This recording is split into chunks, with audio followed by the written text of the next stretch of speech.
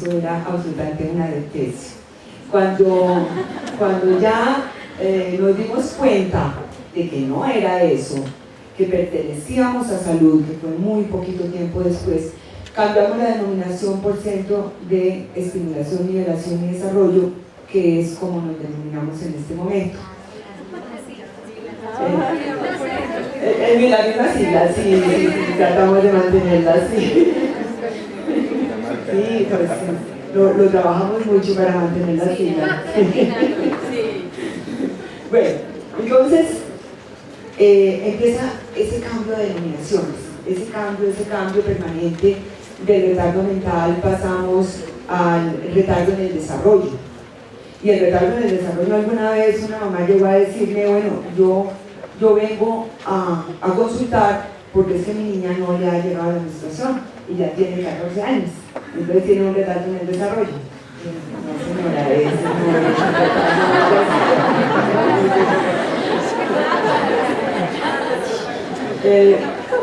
Entonces, este concepto también tuvo muchas implicaciones en cuanto a la palabra retardo, que es la misma implicación que tiene el retardo mental. Retardo es lo que está demorado, pero llega. Y como en el caso de la discapacidad cognitiva, no estamos hablando de algo que esté demorado y que llegue. El concepto es diferente. Entonces, se han formado una cantidad de definiciones alrededor, y en la actualidad estamos planteando la posibilidad, pues, de que sea discapacidad cognitiva. Nosotros acuñamos ese término para Colombia. Déficit cognitivo, que en el momento me parece más justo, más acorde con la realidad, es un déficit en la condición, que tiene una cantidad de elementos alrededor de ese déficit cognitivo, porque es que nuestro cerebro abarca absolutamente todas nuestras funciones y no tenemos una zonita de cognición. Entonces, cuando hay una alteración cerebral, tenemos una cantidad de alteraciones secundarias, pero ¿qué es lo que es más importante? Que es cognitivo, ¿no? Y discapacidad intelectual, que es como lo llama la Asociación Americana de Retardo Mental, como está en el DSM-4 y en el CIE-10, ¿no? Discapacidad intelectual, y que, no, perdonen, en el DSM-4 CIE-10 está retardo mental, y va a seguir estando en el DSM-5. La Asociación Americana es la que habla de discapacidad intelectual y se está generalizando el concepto de discapacidad intelectual. Yo realmente, muy personalmente, frente a eso tengo mis reservas por la connotación, por lo menos en la lengua castellana, de la palabra intelectual. ¿Qué es un intelectual? ¿Qué es intelectualidad?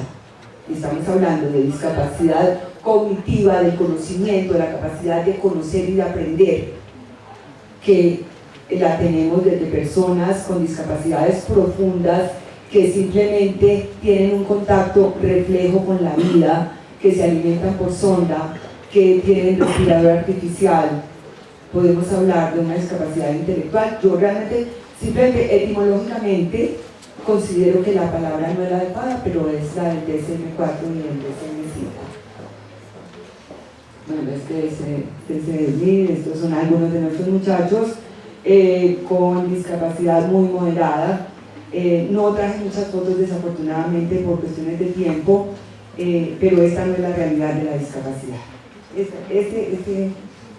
Esta fotico es bonita, es publicitaria, es muy chévere, son personas muy funcionales, pero esa no es la realidad de la discapacidad. Como no es la realidad de la discapacidad cognitiva considerar que son personas con síndrome de Down. Es un concepto muy popular, es un concepto que se ha generalizado en el ambiente, y cuando uno dice yo trabajo con discapacidad cognitiva, le dicen, ¡ay, con mongolitos tan bonitos! No, tenemos, por lo menos nosotros, de 500 usuarios que manejamos, tendremos por ahí unos 20 con síndrome de Down, si acaso. No tengo exactamente el dato, pero realmente no es lo representativo de la discapacidad, pero sí es lo representativo de los medios de comunicación. Entonces, eso está también vulnerando los derechos de los otros. No se está teniendo en cuenta. Esta es una definición que nosotros manejamos en CEDESLIB en cuanto a discapacidad cognitiva. Es una disminución en la capacidad de conocer, aprender y razonar, producida por una alteración encefálica, estructural y o funcional y su interacción con el medio, que se presenta durante el proceso de desarrollo y que puede ser de diferentes grados de acuerdo a la magnitud de dicha alteración. En la definición de la Asociación Americana se habla de 18 años. Realmente nosotros quisimos modificar el concepto precisamente por lo que se ha hablado en la mañana de hoy. El proceso de desarrollo, lo mismo que decía el doctor Sicar, a los 18 años, entonces si la persona, por ejemplo, tiene un traumatismo craneoencefálico, a los 18 años un día, ya no está clasificado dentro de la discapacidad cognitiva, sino dentro de una alteración neurológica adulta. Entonces eso tiene, siendo las mismas connotaciones y la misma discapacidad, tiene unas connotaciones desde el punto de vista terapéutico y desde el punto de vista legal también. Le hacemos énfasis a la alteración encefálica, estructural y o funcional también, porque si en una discapacidad cognitiva siempre hay una alteración encefálica, siempre. Nosotros no podemos tener una discapacidad cognitiva, realmente una discapacidad cognitiva, pero podemos tener un retardo psicosocial, que es otra cosa, pero una discapacidad cognitiva donde hay una real discapacidad, tiene que haber una alteración de tipo neurológico, encefálico, ya sea estructural o ya sea funcional. Y veamos cómo el doctor León nos hablaba de todo ese funcionamiento cerebral que tiene tantas implicaciones en la discapacidad cognitiva, porque nos da la posibilidad de entender cuáles son las conductas, por ejemplo, desadaptativas asociadas a la discapacidad cognitiva. La Asociación Americana en el 92 elimina el concepto de algo en la persona, incluye habilidades adaptativas en torno, eso es bien interesante, que es realmente ver el enfoque biopsicosocial. Elimina condición estática inmutable y incluye el concepto de apoyos. ¿Qué es lo que nosotros hacemos? Pues trabajar en todo lo que son apoyos para esto. Pero miren, CEDESLIB empezó en 1975, fue una de las primeras instituciones de Colombia, y en esa época nosotros trajimos al país una innovación, una increíble innovación que pues nunca se me hubiera ocurrido que era una innovación, que fue considerar que las personas con discapacidad cognitiva podían aprender, generar otras capacidades, generar una mejor calidad de vida. Y en esa época nos hicieron una entrevista en el periódico El Tiempo que decía: el retardo infantil sí puede ser habilitable. Y eso era increíble. ¿Cómo así? No tenemos que guardarlos allá, tenerlos metidos en una casa, cuidarlos, darles comida y engordarlos. No, era un concepto más terapéutico, más de habilitación. La asociación viene a plantearlo en el año 92, o sea, casi 20 años después. La definición del 2002 es: el retardo mental es una discapacidad caracterizada por limitaciones significativas tanto en el funcionamiento intelectual como en conducta adaptativa, expresada en habilidades adaptativas, conceptuales, sociales y prácticas. Esta discapacidad se origina con anterioridad a los 18 años. La Asociación Americana de Discapacidad Intelectual y Desarrollo también habla del concepto no estático en el 2010, en la importancia de la evaluación, la planificación y los apoyos, y en que cada individuo que es o era susceptible de un diagnóstico de retardo mental es susceptible de un diagnóstico de discapacidad intelectual. Yo no personalmente, esto es una cuestión absolutamente personal, no estoy de acuerdo con que todos estén enmarcados dentro de un diagnóstico de discapacidad intelectual. En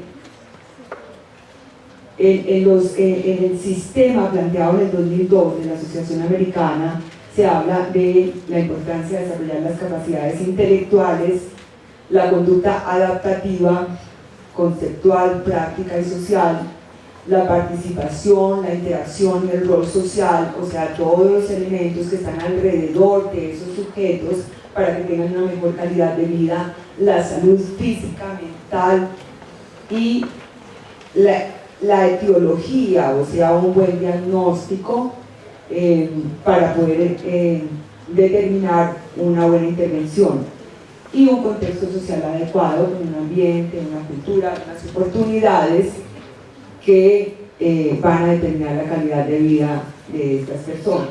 Entonces serían capacidades intelectuales, conducta adaptativa, participación e interacción social, salud y contexto, o sea, ambiente, que van a dar los apoyos para un funcionamiento individual. Concepto importantísimo, concepto de individualidad.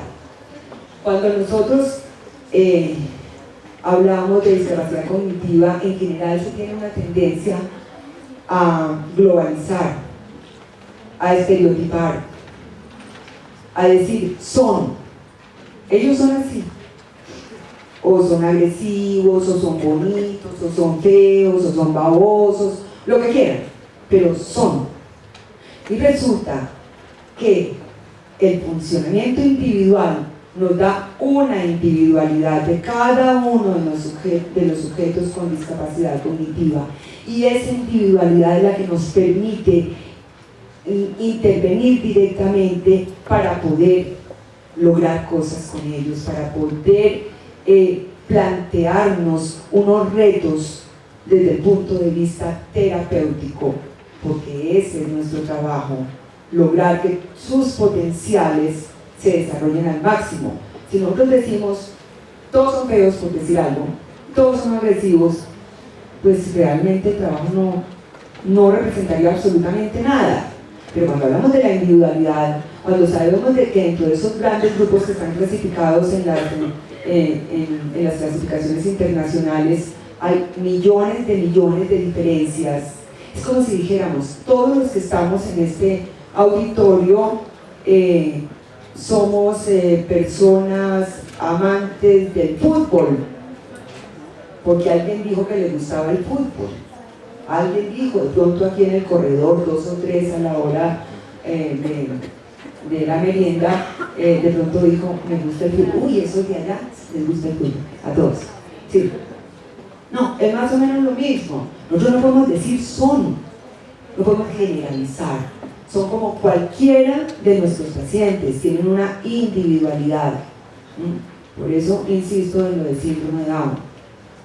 Nosotros tenemos síndrome de Down con discapacidades profundas, con agresividad, con trastornos en el desplazamiento, no son los de la televisión.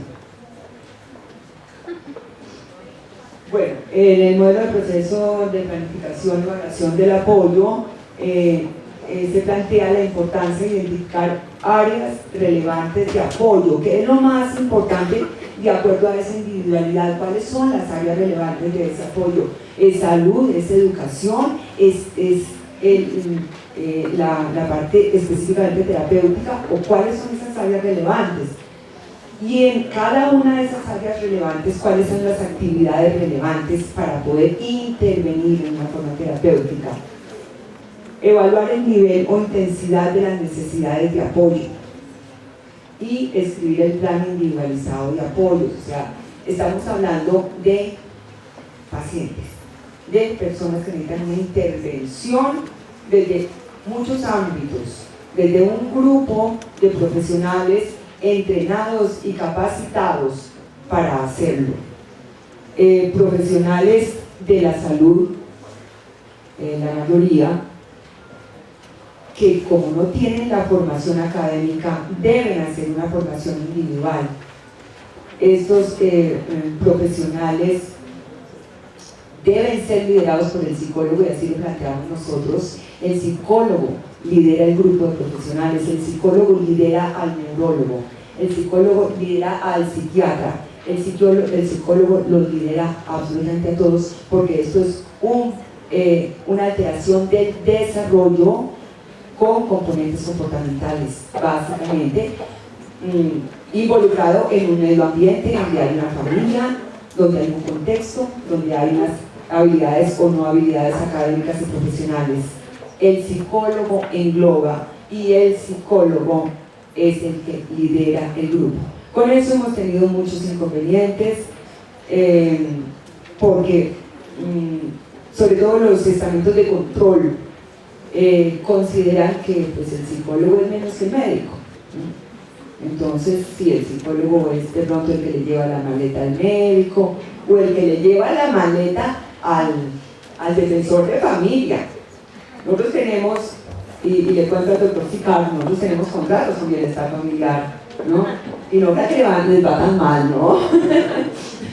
Pero sí la reglamentación con relación a eso es tan, y ahorita lo vamos a ver con Miguel Ángel Verdugo, legislación no construida por especialistas. Todos los entes de control nos dan normas, nos enseñan una cantidad de cosas que no saben, las sabemos nosotros, y resulta que nuestro conocimiento, además también por ser contratistas del Estado, pues nuestro conocimiento no es válido, ellos saben más, ¿sí? El defensor de familia sabe, cantidades sobre discapacidad cognitiva, cantidades. ¿Y qué pasa con los psicólogos que están en los grupos psicosociales? Le llevan la maleta al defensor de familia. Y todo lo que diga el defensor de familia está bien. Y pasan por encima de los derechos de nuestros usuarios. Pasan por encima. Esto no es calidad de vida. Esto no es respetar los derechos de nuestros usuarios.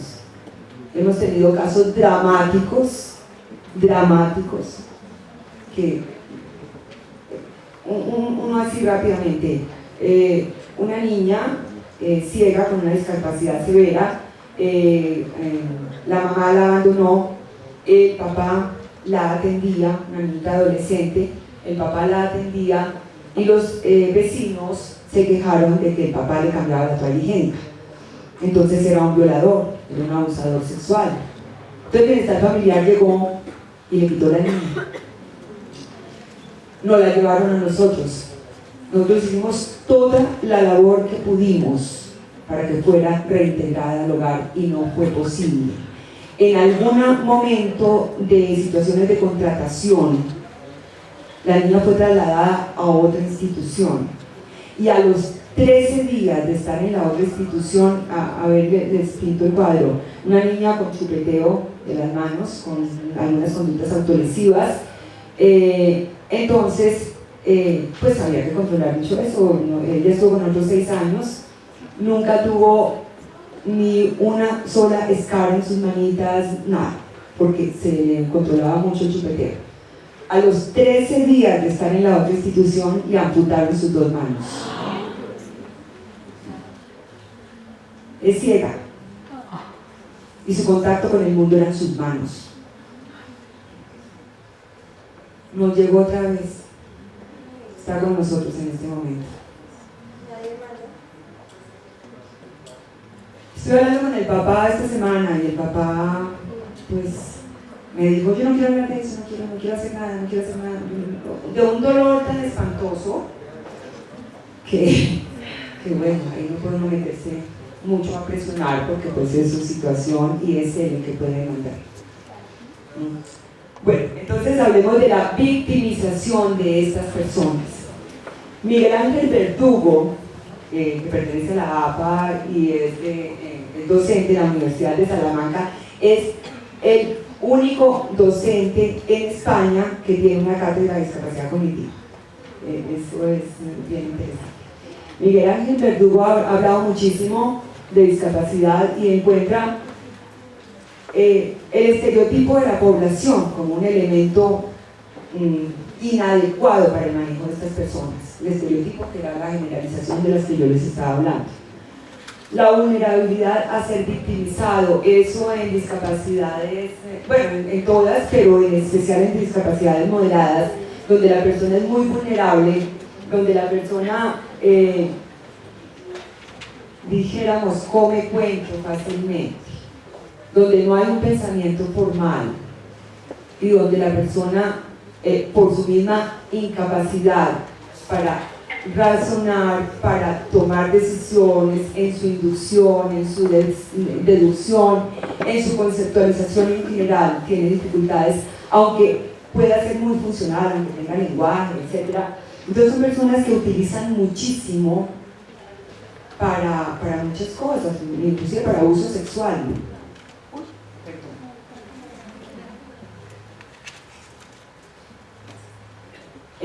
Son personas que de pronto son abusadas permanentemente por sus miembros de familia, que de pronto son utilizadas políticamente para el voto. Son personas funcionales que van y pueden votar y tienen más de 18 años, entonces pueden votar. Entonces son utilizadas. Esa es la vulnerabilidad de la que habla Miguel Ángel Verdugo.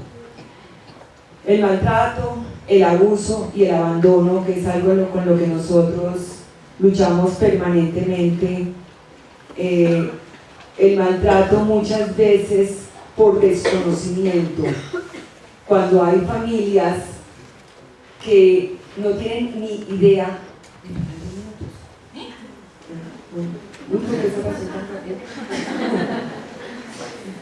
que no tienen ni idea cómo manejar sus hijos, los pueden maltratar por desconocimiento, pero muchas veces con mucho amor, ¿no?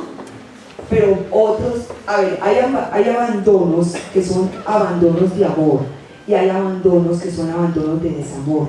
El abandono de amor es: no tengo ni idea qué hacer con este niño, mejor se lo entrego al Estado para que hagan algo por él. Y lo he visto, lo conozco. Y hay abandonos de desamor: no tengo nada que hacer con este niño, adiós, que se vaya. Una cosa importantísima: la sociedad inclusiva presenta más peligros sin la observación cercana de quien protege, ¿no? Sin la observación cercana de quien protege. Estas personas no pueden estar sin protección, no pueden estar sin protección, por más funcionales que sean. Eso generalmente los entes de control, los estamentos gubernamentales no lo entienden. Y la legislación construida por especialistas, que ya lo habíamos visto. En cuanto a la calidad de vida, tenemos un sujeto que está inmerso dentro de un conglomerado de estamentos que son la familia, que son las necesidades básicas que él tiene o que le tienen que solucionar, donde está la situación de educación, donde está la salud y donde está la seguridad social. Esto realmente en la mañana de hoy ya se ha hablado bastante, es lo mismo que los demás. La diferencia es que en las personas con discapacidad cognitiva hay demasiada discriminación. De acuerdo a la legislación, de acuerdo a la Constitución, ellos tendrían prioridad, pero no la tienen en la realidad. En los hospitales no los reciben, no los tratan mal. Bueno, son muchas cosas ahí que esto es muy largo. En educación, la inclusión, que también es un tema grandísimo. La inclusión, nosotros consideramos que la inclusión es válida a partir de ciertos niveles cognitivos, no es para todo el mundo. Y entonces muchas veces tenemos el rechazo del grupo social y del grupo educativo. La calidad de vida en discapacidad cognitiva, entonces tenemos una estructura y funcionalidad neurológica que está relacionada con un ambiente, y que eso con la plasticidad cerebral determina, es un ciclo. La estructura neurológica va hacia el ambiente y el ambiente la modifica. ¿La modifica cómo? Con la plasticidad cerebral. Y la plasticidad cerebral modifica la estructura y funcionalidad neurológica. Por eso la importancia de la intervención terapéutica.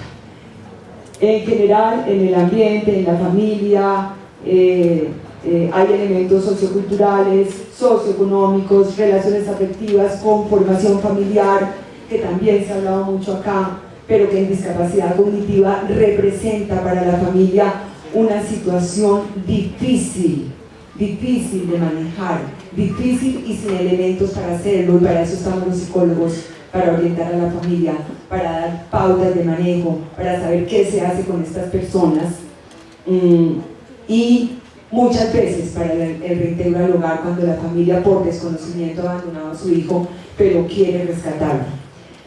La sociedad, una sociedad incluyente, que no haya victimización, que no haya estereotipos, que no haya generalizaciones, y una sociedad incluyente ni siquiera debería tener que pensar en incluir. Si todos estamos adentro, ¿por qué tenemos que legislar para incluir? ¿Por qué? No nos sentiríamos muy discriminados si nos dijeran al entrar a este salón: oye, sí, tú eres muy capaz, te vamos a incluir. ¿Sí? A ver, no, todos teníamos derecho a estar acá, nadie lo pensó. Así deberíamos hacer con nuestras personas con discapacidad y con muchas situaciones sociales que se presentan y las que tenemos que trabajar. Y es que por la inclusión está aquí. La inclusión es conceptual, la inclusión no es legal, es conceptual. Por eso yo me niego a decir niños y niñas y señoras, ya voy. Me niego, absolutamente me niego, porque es conceptual. Yo la tengo aquí. Si yo los estoy saludando y les digo a todos, y no les digo a todos y todas, yo sé que son todos, es conceptual.